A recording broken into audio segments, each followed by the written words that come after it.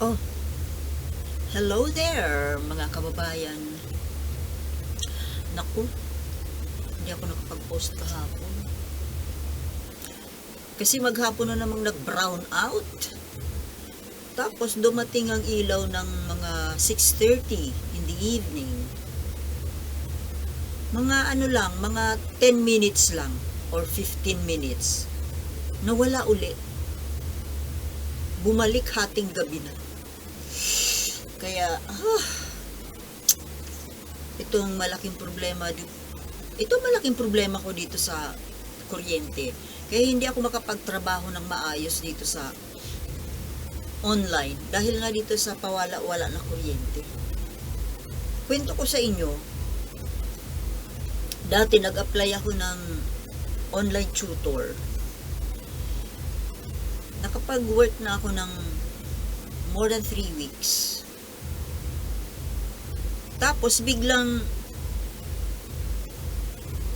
yung first time na nag-brown out ng bigla. Nasa kalagitnaan ako ng teaching session. O di syempre, naulit yun. Hindi nila maintindihan nung syempre, international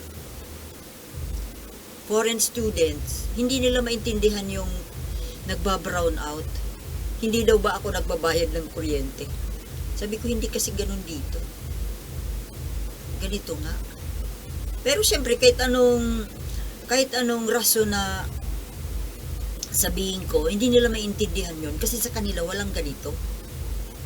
Walang ganito na bigla na lang mawawala ang ilaw. Tapos walang walang kaabog-abog. Siyempre magagalit dahil nagbayad sila. O imbis na sumahod ako pa yung gustong i-penalize. Sabi ko, paano mangyayari? Ano pang babayad ko sa penalty? Siyempre nagalit yung kliyente, yung estudyante. Sino ba naman ang matutuwa nun? Bisa kalagitnaan, bigla kang nga 2 beses nangyari, kaya nawala. Hindi nga ako nakasingil eh. Ako pa nga yung gustong pagbayarin ng penalty dahil nagalit yung magulang. O, kaya hindi na ako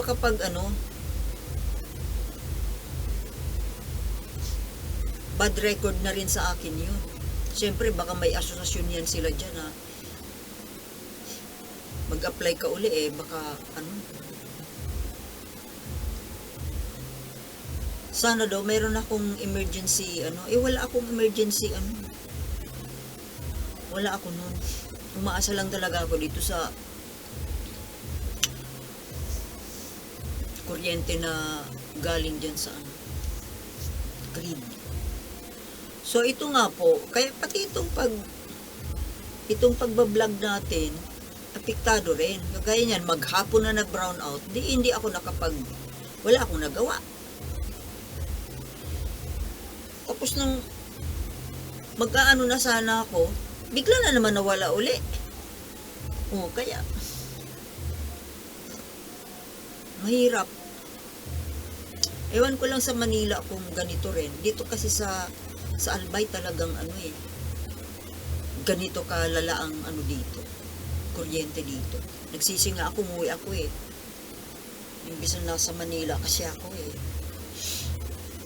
Anyway, pag-usapan natin po yung ito pa ring mainit na issue sa ngayon, yung mga issues konektado sa issue ng SMNI. Na ito nga po, yung 2 anchors na sina Celis at Badoy ay nagkaroon ng mga kaso. At ang isang nagkaso dito, itong si Teddy Casino, yung NPA. Di ba NPA yun? Kakaalam ko NPA yun Ngayon, magdedemanda siya. Ididemanda niya yung 2 dahil daw sa red tagging. Nire-red tag siya na NPA. Totoo naman, di ba? Mari ka pa. Alam mo mga ito si Teddy Casino, sila Franz Castro, talaga namang mga NPA yan. Kunwari pa kayo. Pero ngayon, napakalakas ng voice nila dyan sa Kongreso dahil pinapabayaan sila. Hindi kagaya nung panahon ni Duterte na hindi sila pinapagsasalita. O ngayon, libreng-libre sila magsalita. Pero at least naman po, nakakatulong din naman. Yung pag-iingay nila, nakakatulong din. Kaya, okay na rin. Pero ang pinagtataka ko po kasi, bakit nagsabay-sabayan ngayon yung mga pagdedemanda? Yung, kagaya yung, MTRCB, biglang sinuspinde yung dalawang programa ng SMNI na yung programa ni Kibuloy at saka ni former President Duterte. Well, sa totoo lang naman, dapat naman talaga yung matanggal eh.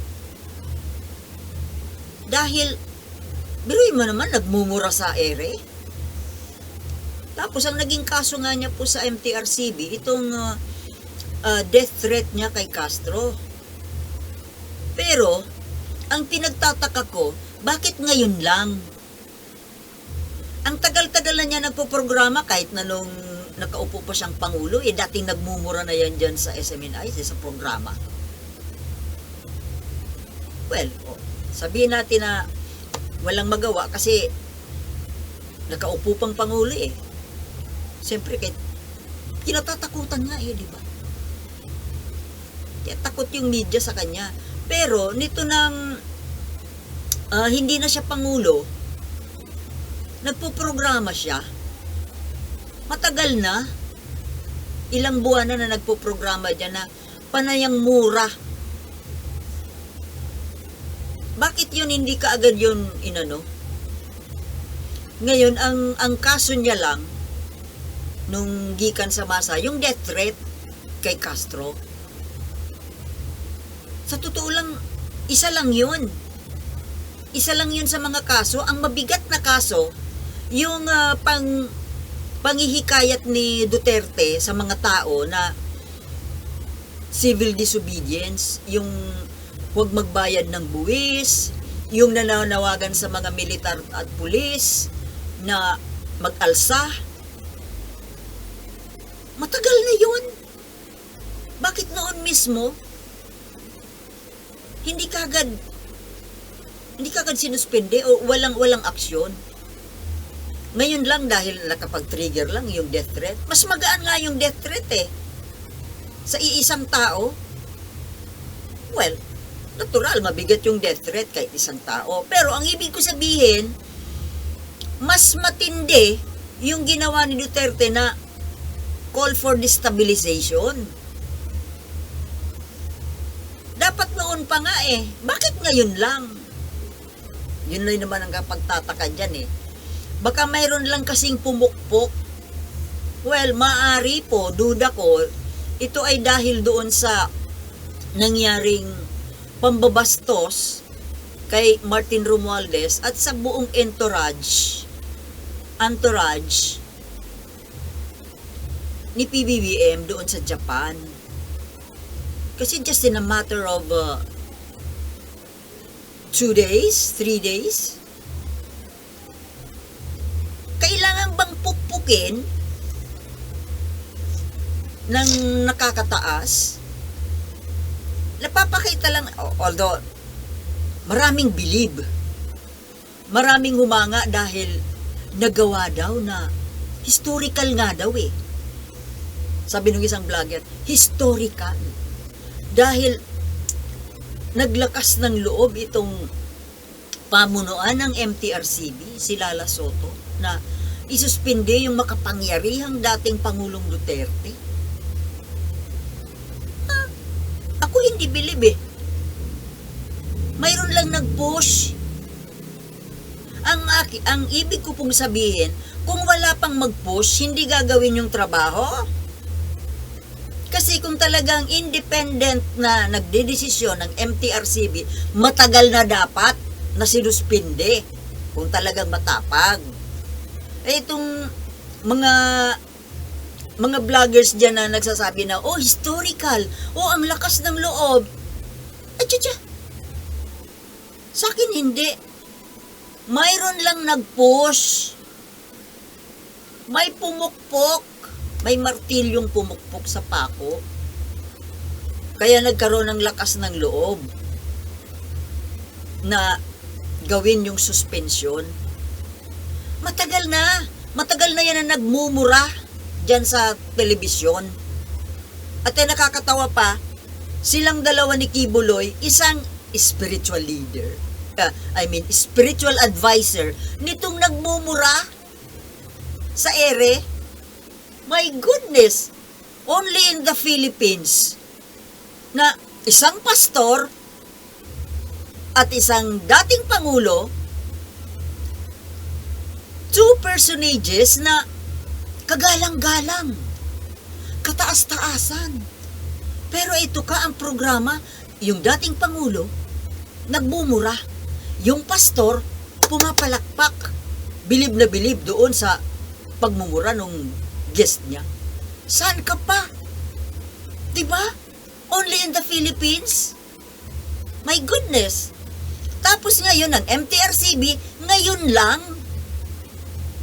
At ang pinakadahilan yung death threat kay Castro, hindi lang yun eh. Mas mabigat po yung panawagan ni Duterte sa destabilization, sa kudeta. At yung civil disobedience, yung huwag magbayad ng buwis, di ba mas mabigat yon? Ewan. Ako hindi bilib eh. Mayroon lang nag-push. Pwede ba? Kung talagang ginagawa ang trabaho ng MTRCB, matagal na. Kung talagang alam niya ang trabaho niya at talagang fair, nagbibigay ng justice, tagal na yan. Pati itong si Eric Celis at saka si Badoy, yung kanilang programang Laban para sa Bayan, Laban Kasama ng Bayan ba yun? Na dahil doon sa fake news sa travel expenses ni Martin Romualdez, sa totoo lang marami pang mas mabibigat pa doon.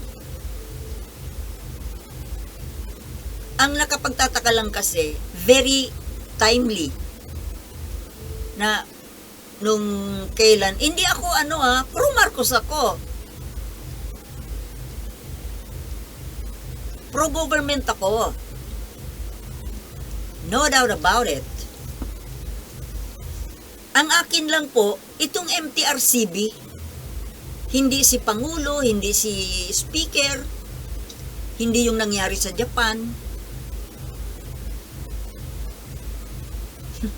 Kung talagang ginagawa ang trabaho, ang dami dyan na dapat, lalo na itong sa SMNI nito, ngayon lang? Shh. Come on. Ang daming nagsipagsabayan, oh. Sumama sa Agos. No, sino pa? Aside from Teddy Casino. Sa totoo lang, mga NPA naman talaga kayo eh. Ewan. Oh, 'di ba? Bilib na bilib kayo dahil nagawang suspindihin. Siyempre may backer, may backing. May backing yun ng palasyo. Oh, hindi ko pinupulaan ng palasyo. Pinupulaan ko yung MTRCB na hindi naman talaga ginagawa yung trabaho. Kasi kung talagang ginagawa, matagal na, even without the backing of the palace. Diba? exclusive. You know what I mean? Kung talagang matapang, inantay lang pala yung backing. Anong silbi niyan? Anong silbi ng MTRCB? Kung kikilos lang, kung may pumupukpok. See? Yun lang po. Maldita ba ako? Yun ang opinion ko eh. Bakit?